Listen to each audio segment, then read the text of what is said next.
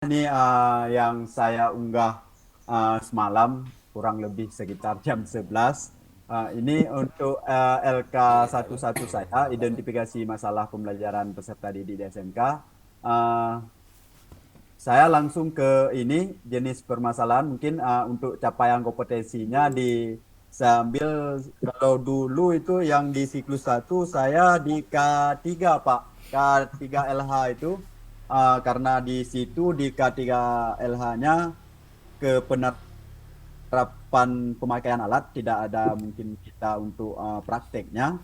Sedangkan di untuk pengelasan OAW nantinya kita coba karena harapannya lebih banyak peserta didiknya yang bekerja ataupun yang kita ini sebagai guru menjadi fasilitatornya mendampingi mereka sehingga bisa tercapai.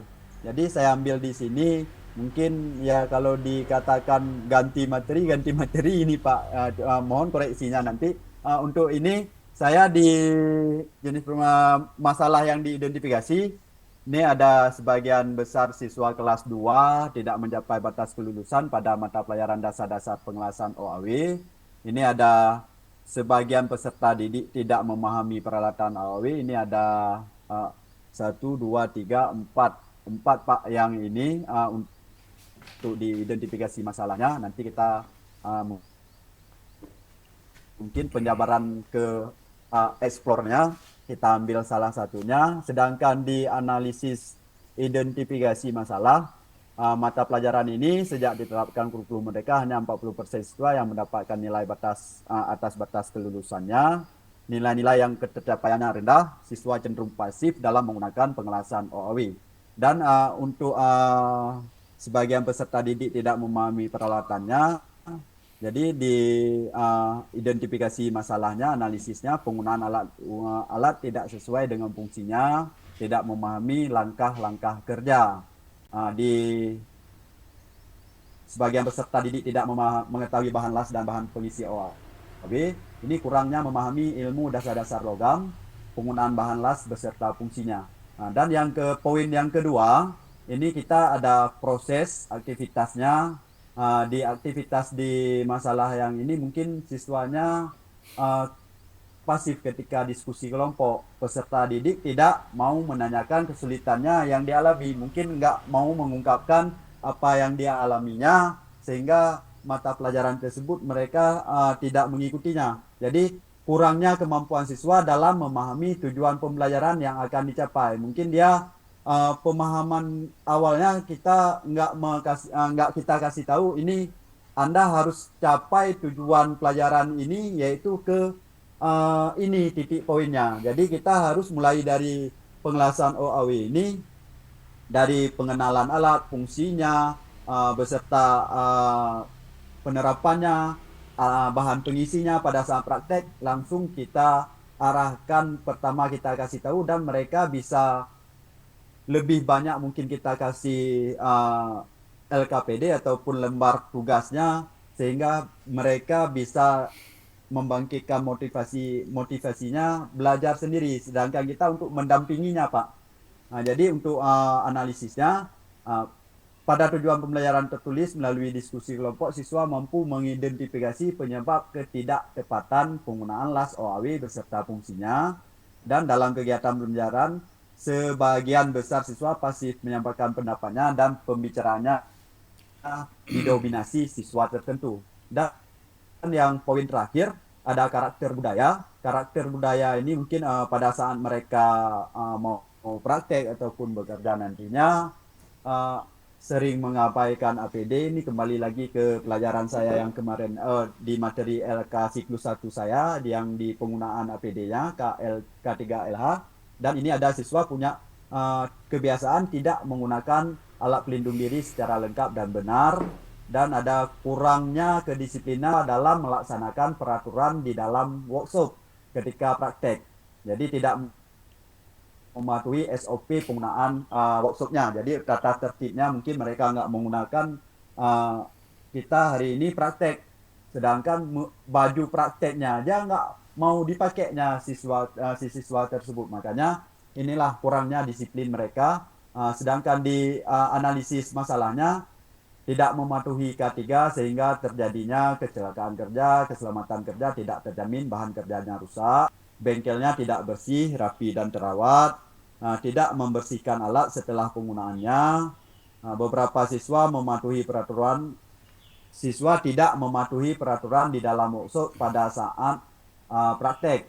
Kurangnya pemahaman beberapa siswa betapa pentingnya alat pelindung diri ketika di dalam praktek. Nah, ini aja yang untuk di LK11 saya. Mungkin kita setelah Zoom nanti kita akan proses ke LK12 di mana LK12-nya seperti yang siklus 1 kita eksplor masalah yang kita ambil yaitu identifikasi masalah ini dan analisis masalah ini. Izin Pak, ini yang dari saya, mohon koreksi dan semua kawan-kawan supaya kita bisa membuat yang lebih bagusnya ke depan. Cuman maaf, saya ini materi yang dulu itu K3LH dan sekarang dari K3LH materi yang sekarang ataupun saya menurut saya di sekolah saya kita di SMK ini seperti Pak Satimin sampaikan tadi untuk literasi numerasinya memang sangat-sangat kurang. Kalau di teorinya mereka kebanyakan siswa kita memang kalau teori 2 jam ataupun 3 jam aja kita teori mereka sudah pikirannya entah kemana. Tetapi kalau misalnya prakteknya dari pagi sampai sore pun kita tidak sadar waktu. Ini malah yang harus kita stopkan dari kita guru. Udah hari ini kita stop dulu, Bapak dah lelah. Mereka nggak lelah kalau di prakteknya mungkin. Mereka siap praktek. Tetapi di samping prakteknya kita mungkin coba kita kasih LKPD mengerjakan tugas di rumah yang berhubungan dengan teori penunjangnya. Oh ini fungsi trafolas apa. Bahkan kita bisa secara lisan, menanyakan secara lisan biar mereka ingat. Tetapi kalau udah mereka membaca dan kita suruh ulang-ulang 1-2 kali, mungkin insya Allah untuk teorinya ini kita buat Anda harus bisa teori dulu. Kita tanya jawab aja secara lisan 5 menit ataupun 10 menit. Baru Anda bisa melangkah ke step selanjutnya yaitu praktek. Jadi kita sisakan waktu sebentar. Kita koreksi peserta didik kita. Ini fungsinya untuk apa? Ini apa namanya? Jangan sampai sudah mereka menggunakan tetapi nama alatnya yang nggak tahu dan fungsinya pun nggak tahu. Mungkin kita bisa sisakan waktu sedikit untuk mereka karena memang di SMK kita semuanya kebanyakan mereka yang paling malas yang mungkin sering tidur di ruangan kalau praktek dia di depan, saya Pak depan, saya duluan Pak, seperti itu. Jadi, kalau di teori mereka cari-cari sudut lah biar bisa Tidur ya, Pak. tidur. Tetapi seperti Bapak dosen kita sampaikan juga tadi, ini semua mungkin kembali pada kita juga kita Betul ya. harus sadar diri, maksudnya apakah kita penguasaan kelasnya bagaimana, metode yang kita ajarkan bagaimana. Kadang-kadang waktu kita lihat orang ataupun di YouTube, malam pun mereka nggak sadar masih terbawa dengan suasana belajar dengan guru tersebut.